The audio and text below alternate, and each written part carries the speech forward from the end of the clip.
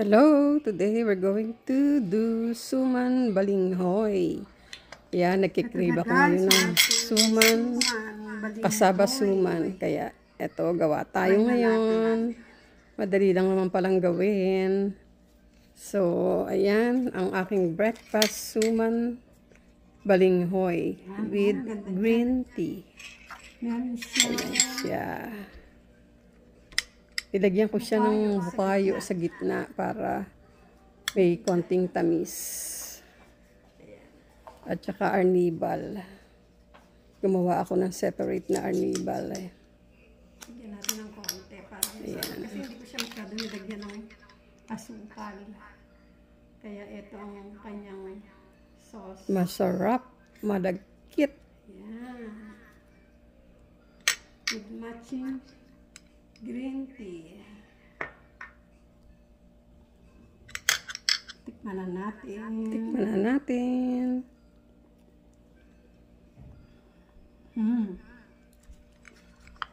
Ang sarap niya. Bakunat-kunat. Ayan. Sarap na almusal, merienda. Pag nagkikrave kayo ng medyo mga suman-suman, ito, madaling gawin. Okay, 3 ingredients lang yan. Yeah, ang mahirap lang magbalot. Okay. Ang dahon. Okay, here I melted 1/4 cup of butter, 1/4 cup of water, and 1/4 cup of sugar. We're just going to caramelize it. And then I put half package of grated coconut. Here. Paano ba to? Grated coconut. Yung kinayod na nyog. Yan.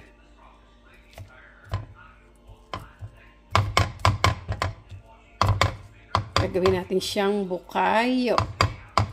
At ating ipapalaman sa ating kasaba.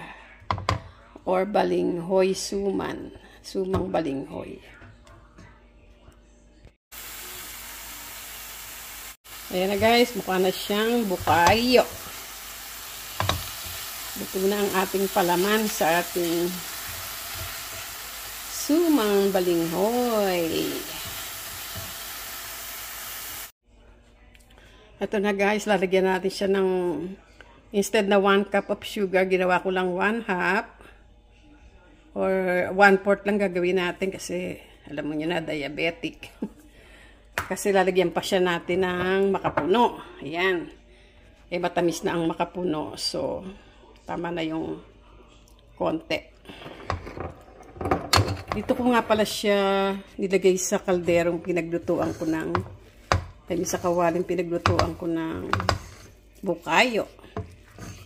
Para yung oil ng bukayo dito mapunta. Ayan guys, nilagyan ko siya ng mga 1/4 cup ng makapuno. At ating lang hahaluin hanggang sa matuyo ang tubig niya. And then, ilalagay na natin siya sa dahon. Yan. Hinaan ko lang.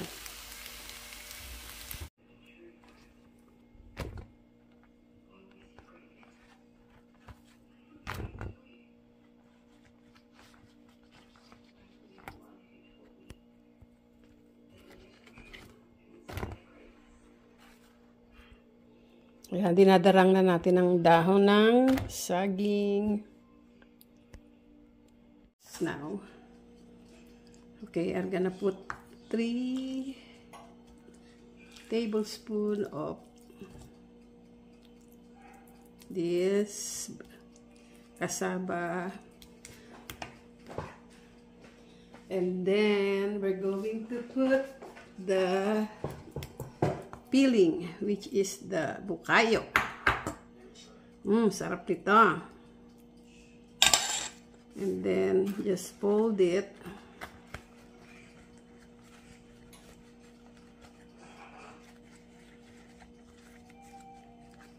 Like that. Ay, lumabas.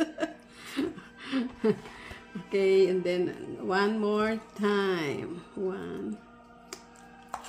Just repeat the procedure and then konti. Damihan na natin. Yan. And then put some bukayo.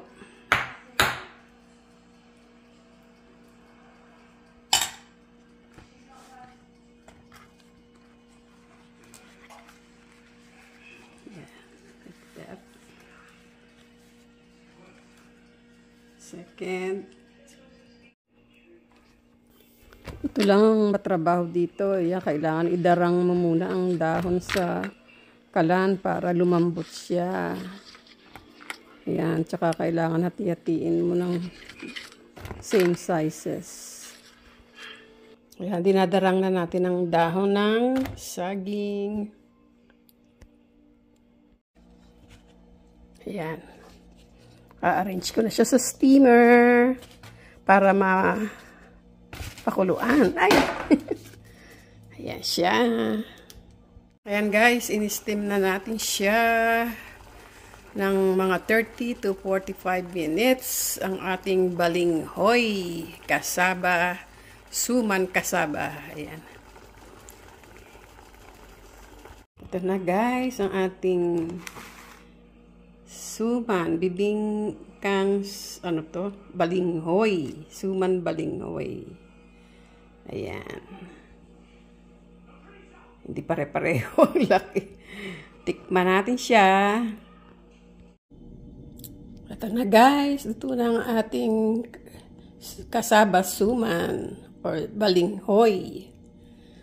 Ito na. Tikman na natin. Ganda, oh. Sarap. Sarap niya. Hindi siya masyadong matamis.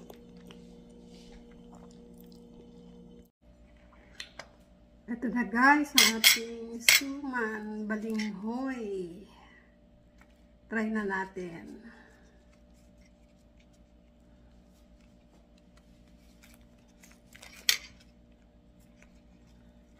Yan, oh, ang ganda niya. Meron siyang bukayo sa gitna. Hindi kita. Ayan.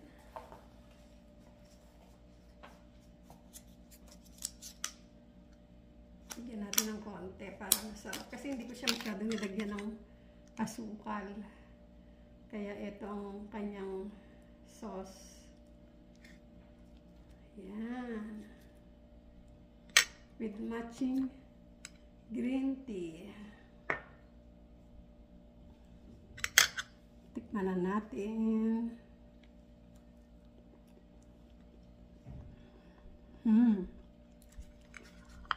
Ang sarap niya. Makunat-kunat. Ayan. Sarap na almusal, merienda. Pag nagkikrave kayo ng medyo mga suman-suman, ito, madaling gawin. Okay, 3 ingredients lang yan. Okay.